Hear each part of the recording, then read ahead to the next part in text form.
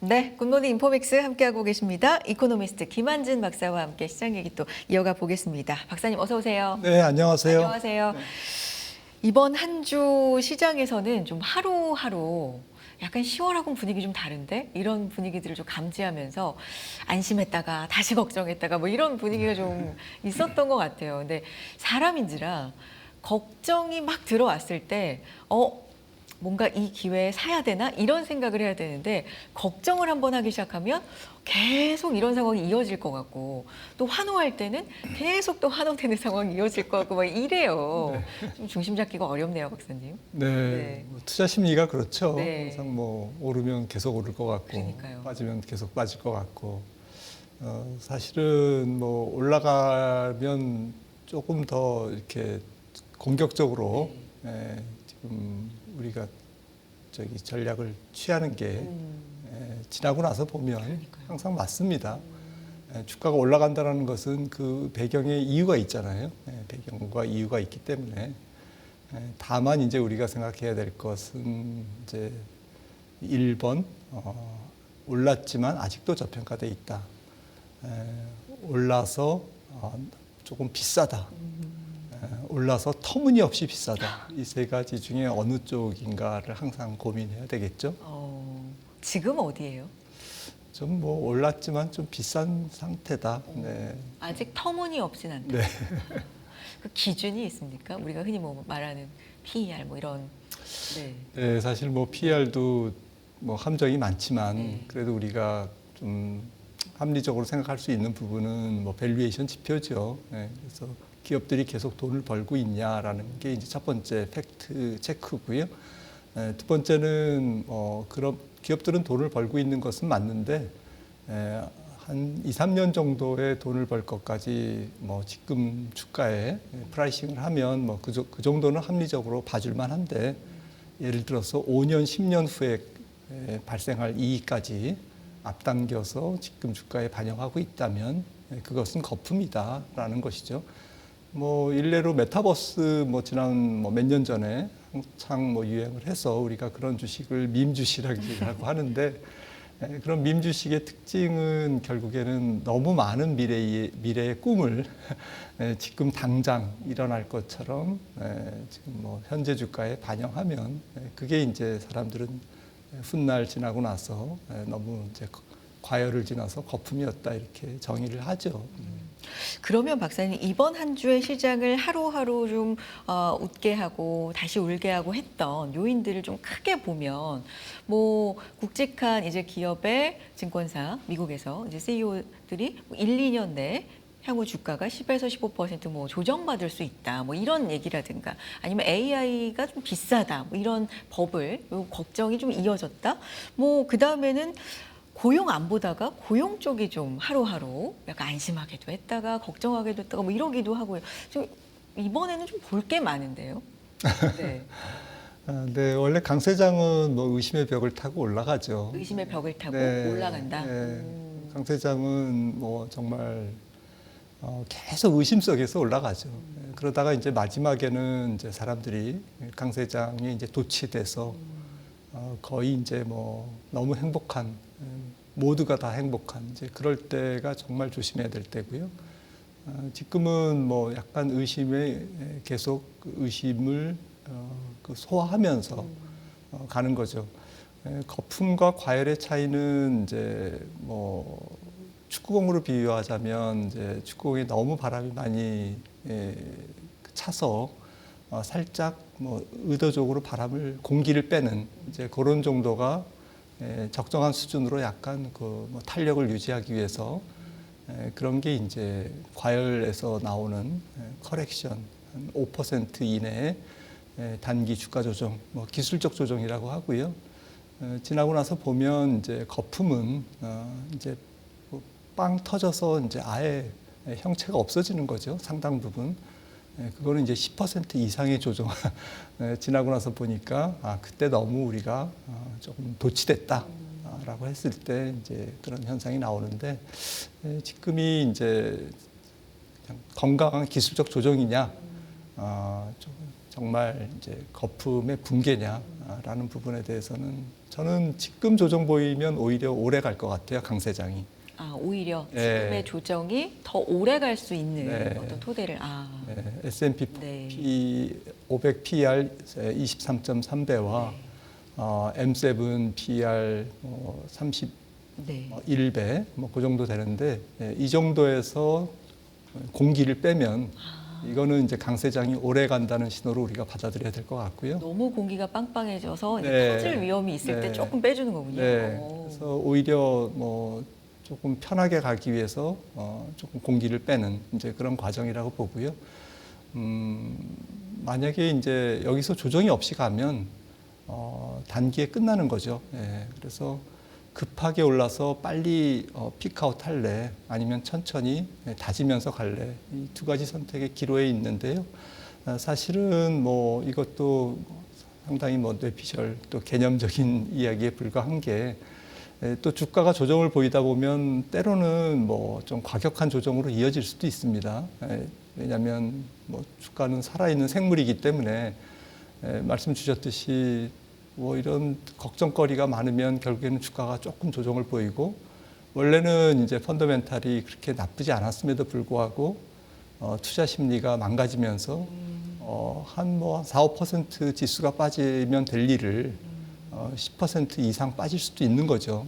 특히나 지금 여러 가지 알고리즘 매매라든지 CTA 펀드 이러한 약간 추세 매매를 하는 펀드 또 레버리지 ETF 거꾸로 잡히면 굉장히 또 사납게 매물을 불러일으키지 않습니까? 그리고 옵션 뭐 이런 파생 상품들 너무 많이 지금 개인 투자자들도 증거금을 내지 않고 또 특별한 절차 없이 ETF를 가지고 뭐 여러 가지 투자를 할 수 있기 때문에 이런 이제 변동성이 불필요하게 커질 수가 있습니다. 그러면 주가가 빠지면 결국엔 뭐 또 소비가 약해질 거고 소비가 약해지는 신호를 보면 기업들이 또 해고를 어제 크리스마스 챌린지에서 해고가 이제 사상 최고다 이렇게 발표를 했는데 이런 부분들이 이제 그 월스트리트에서 메인스트리트에 충격을 줄 수 있는 거죠. 이제 그런 것들이 뭐 사실은 인과응보죠. 돈을 많이 풀고 약간 투기적인 포지션이 굉장히 늘어나 있는 상태에서 이 변동성은 뭐 계속 좀 조금 잠재돼 있는 것 같습니다. 걱정이 이제 많이 나오는 상황에서 시장이 사실 호재와 걱정거리는 언제나 공존하게 마련인데 뭐에 더 집중하는 때인지 이제 그게 심리잖아요. 네. 근데 어쨌든 최근에는 조금 걱정들이 나오고 있는 상황이고 그럼 걱정의 벽을 타고 오른다라고 표현해 주셨으니까 과거의 그런 사례들을 보면 약간 좀 긴 시계열로 볼 수 있을 것 같거든요. 네. 우리가 뭐 주식시장을 접근할 때는 결국에는 뭐 주가는 경제 성장률 그리고 기업 이익과 경제 성장률의 관계가 거의 높거든요. 그래서 근데 문제는 이제 그게 지나고 나서 알 수 있다라는 거죠. 그래서 우리가 믿어야 될 것은 현재 경기를 움직이는 사이클의 근원, 엔진이죠. 지금은 AI인데 결국에는 이제 AI 기업들이 언제까지 우리의 그 기대를 저버리지 않을까. 좀 구체적으로 말씀드리면 AI 기업들이 열심히 지금 캐펙스 투자를 늘리고 있는데 투자하는 족족 지금은 이익으로 벌고 있지만 이 기대감이 높아진 만큼 조금만 미스해도 아래쪽으로 미스해도 이제 주가는 조정을 보일 수밖에 없는 상황인데 그럼에도 불구하고 우리가 믿을 것은 경기 사이클이다라고 생각을 하고 있고요. 이코노미스트다 보니까 뭐 믿을 게 경기 사이클밖에 없는데 이 경기 사이클을 움직이는 말씀드렸듯이 엔진이 저는 아직까지는 살아있다라고 생각을 해서 이번 사이클이 뭐 AI 사이클이 뭐 수십 년 사이클을 말씀드리는 게 아니라 조금 짧은 사이클, 한 3, 4년 정도로 그동안 진행되어 왔던 이러한 AI 사이클이 이번에는 이제 어느 정도 기간을 충족할까라는 이제 어느 기간 정도 얼마 정도 확장할까 이제 이런 부분들을 따져봐야 되는데 제 생각에는 이번에는 뭐 한 10년 정도 그 성장할 것 같아요. 지금부터는 아니잖아요. 이미 좀 지나온 기간이 네, 있으니까. 네. 지금 언제 시점, 언제부터로 네. 이제 스타트 시점을 잡느냐도 문제지만 이번 반도체 사이클은 뭐 2000년 이후에 여섯 번째 반도체 사이클입니다. 그 반도체 사이클 뒤에는 여러 가지 이제 스토리가 있는데 가령 2003년에는 이제 IT 혁명이라고 이제 사람들이 이름을 붙였고요. 2000년 닷컴 버블 이후에 2003년에 이제 세게 한 4년간 진행됐죠. 그리고 뭐 가령 2016년 같은 경우에는 이제 서버, 클라우드 쪽에 많은 투자가 이루어지면서 반도체 수요를 끌어올렸고요. 그러면서 우리나라 반도체 기업들도 이제 수혜를 받았는데 이렇듯이 2000년 이후에 닷컴 버블 이후에 짧게는 코로나 이후에 비대면 IT 기기의 폭증 이런 아주 짧은 IT 사이클도 있었고 지금 말씀드린 2003년이나 2016년에 조금 긴 사이클도 있었는데 지금은 뭐 적어도 2003년이나 2016년에 좀 긴 사이클 정도는 조금 그 정도는 충족할 수 있겠다라고 생각한다면 지금 한 2년 정도 진행됐습니다. 그래서 2년 정도면 8분기인데 한 절반 정도 왔다라고 생각을 하고 있고요. 앞서 이제 10년이라고 말씀드리는 것은 이제 주가 측면이 아니고요. 큰 사이클상 이 정도는 한 10년 정도는 지속될 수 있다. 이런 AI 스토리에 기반에 물론 그 이후에도 있겠죠. 하지만 지금의 어떤 뭐 막 그 데이터 센터를 만들고 생성형 AI와 그리고 이제 피지컬 AI 쪽으로 넘어가면서 이런 AI의 응용, 활용 이런 쪽으로 이제 이어가는 이제 그런 한 사이클은 조금 앞으로도 뭐 한 굉장한 상당 기간 시간이 이제 나올 거다라고 생각을 합니다. 그래서 정리해서 말씀드리면 뭐 2000년부터 2009년 금융위기 이후에 2009년부터 미국이 주가가 올랐는데 지금 질문 주신 것을 조금 뭐 옆으로 조금 곁길로 샜는데 2009년 이후에 11년간 미국 증시가 올랐습니다. 11년. 예, 그래서 역사적으로 두 번째 긴 강세장이었는데 이때도 11년간 강세장을 이어가는 사이에 세 번 정도는 뭐 주가가 흔들렸어요. 그래서 뭐 2003년인가 2년 한번 흔들렸고 또 5년 정도에 흔들렸고 띄엄띄엄 그리고 뭐 세 번 중에 한 번은 또 주가가 연간으로 이제 마이너스가 나왔습니다. 그래서 사람들이 이제 주가가 다 꺾였다. 이제 본격적으로 약세장으로 빠진다. 그렇게 생각을 했지만 결국에는 꾸준히 이어져 가지고 2020년까지 2009년에서 2020년까지 코로나 직전까지 주가가 강세장을 이어온 거죠. 그 차트가 요거고요. 이게 조금 제가 원을 표시한 부분이 요 기간에 해당됩니다. 이 바 하나하나가 이제 연간 S&P 500의 주가 상승률이고요.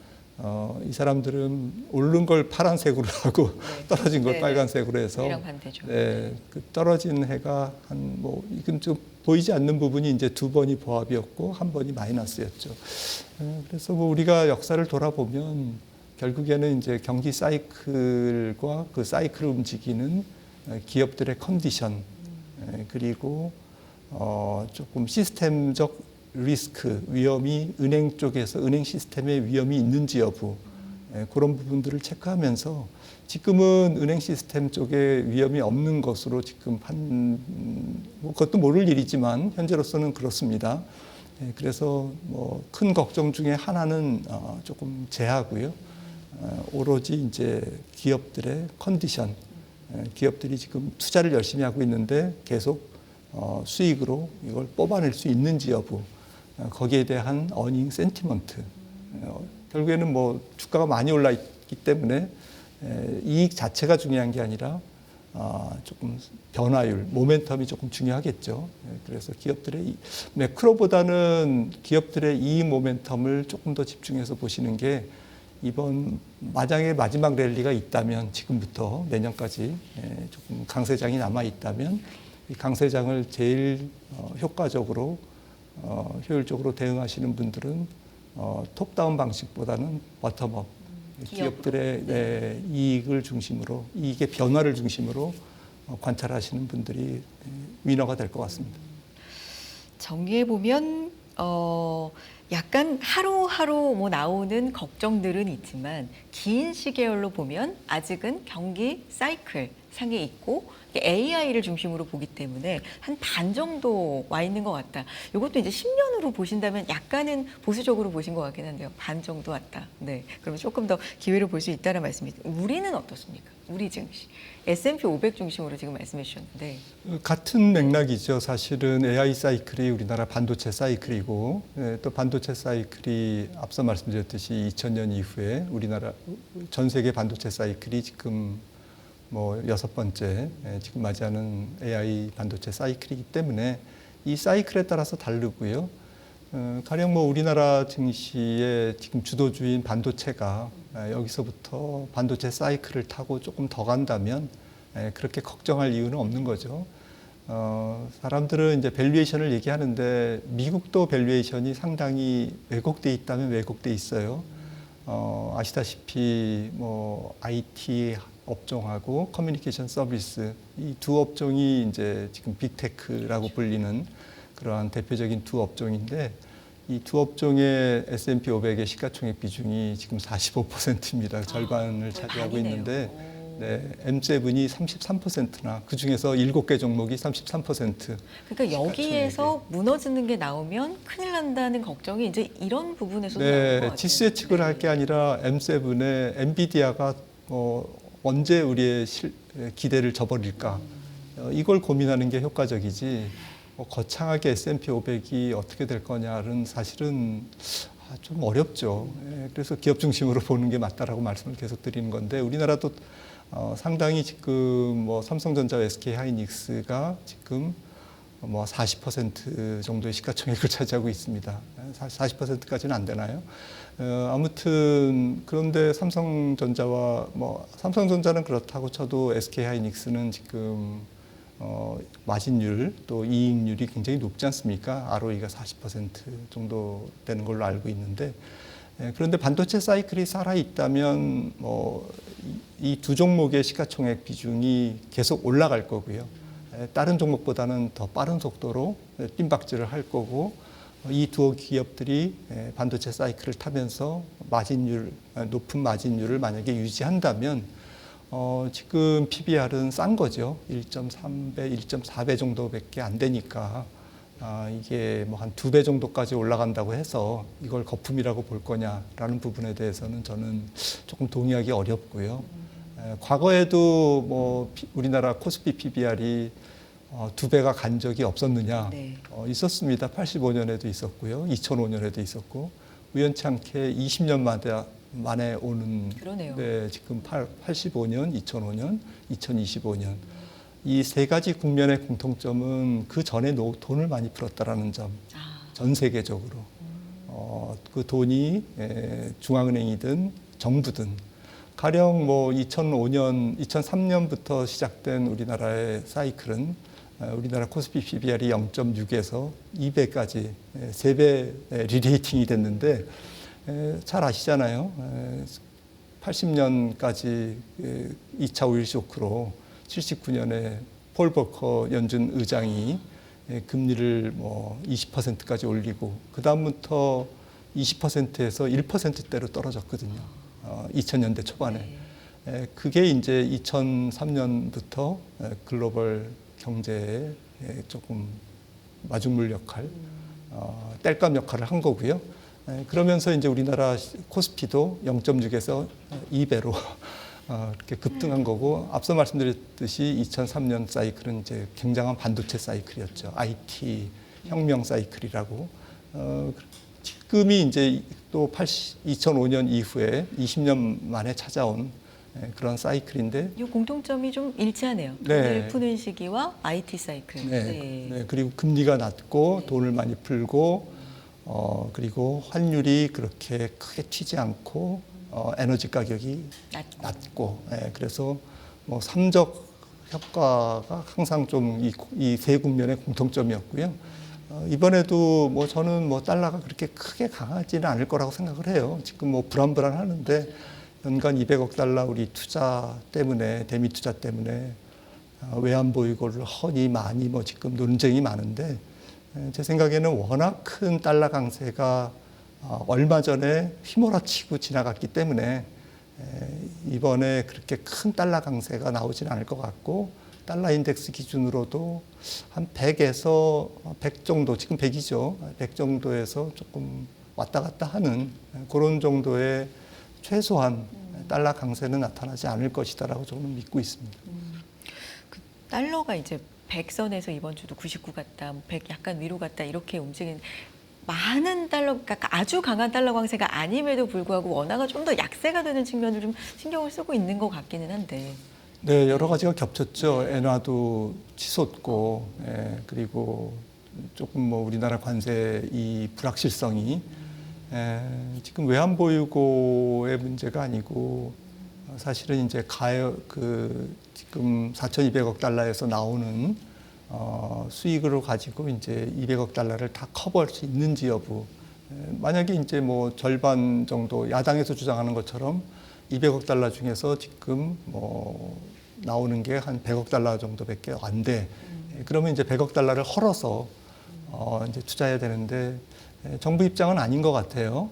지금 기재부에서 좀 KIC라든지 한국은행에 맡긴 돈도 있기 때문에 그걸 다 포함하면 200억 달러를 기존 4,200억 달러의 외환보유고를 헐지 않고 수익으로만 충당할 수 있고 200억 달러도 한도가 200억 달러지 200억 달러를 다 투자하는 것은 아니다라는 측면에서 조금 뭐 지나친 외환 시장에 지금 우려가 지금 지배하고 있다라고 저도 그렇게 보고 있습니다. 알겠습니다. 자, 그렇다면 고평가 우려도 있는 상황에서도 의심의 벽을 타고 오르는 어떤 미국도 그렇고 우리도 그렇고 이 사이클적인 측면으로 좀 말씀을 해주셨는데 자료 남은 게 좀 있어서 박사님 하나만 좀 더 볼까요? 네. 의미 있는 자료 어떤 거 좀 보여주실까요? 마무리해 주시면서. 네. 뭐 제일 중요한 지표가 결국엔 이 그림인 것 같습니다. 볼까요? 네. 미국 IT 중심의 지금 설비 투자가 진행되고 있는데 우리가 흔히 KPEX라고 얘기하는 지금 다른 것보다는 이 파란색 선이 IT 쪽에서 이제 투자인데 지금 조금 전에 말씀드린 것처럼 제가 음영을 쳐놓은 게 IT 혁명기가 2003년부터 한 4년간 진행됐고 서버 클라우드 수요기가 이제 2006년에서 또 4년 진행됐고 지금 AI 혁신기가 이제 진행되고 있는데 지금 이제 이런 거죠. 그래서 이렇게 투자가 많이 일어났고 또 이 투자선을 보시면 아마 이 주가선하고 비슷한 거 아니냐 이렇게 느끼시겠죠, 당연히.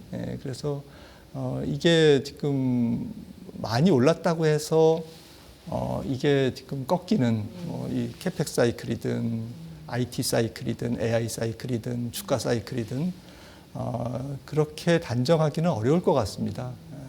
그러니까 주가가 많이 오르고 투자가 많이 급하게 일어났다는 것은 조금 주가가 조정을 보일 수 있는 하나의 트리거는 될 수 있으되 이게 주가가 빠지고 캐펙스가 여기서 멈춘다는 그러한 필요 충분 조건을 말하는 것은 아니다라고 저는 생각을 합니다. 조정을 이번에 받으면서 조금 더 오히려 멀리 갈 수 있는 어떤 힘을 약간은 바람을 빼는 터지지 않도록 뭐 그런 부분도 비유해 주신 것도 좀 기억을 해 두겠고요. 진짜 이제 단순한 워낙에 얘기들이 많으니까 걱정과 펀더멘털이 훼손된 거냐 이런 부분들을 구분할 필요가 있겠네요. 박사님. 네, 지금 주가가 많이 올라 있기 때문에 너무 많이 올라 있기 네. 때문에 조정은 필수입니다. 사실은 조금 덤덤하게 받아들일 필요도 있고요. 하지만 공포심으로 받아들이기에는 아직은 조금 때가 이르다라고 생각을 합니다. 오늘 말씀 여기까지 듣겠습니다. 이코노미스트 김한진 박사 함께했습니다. 박사님 고맙습니다.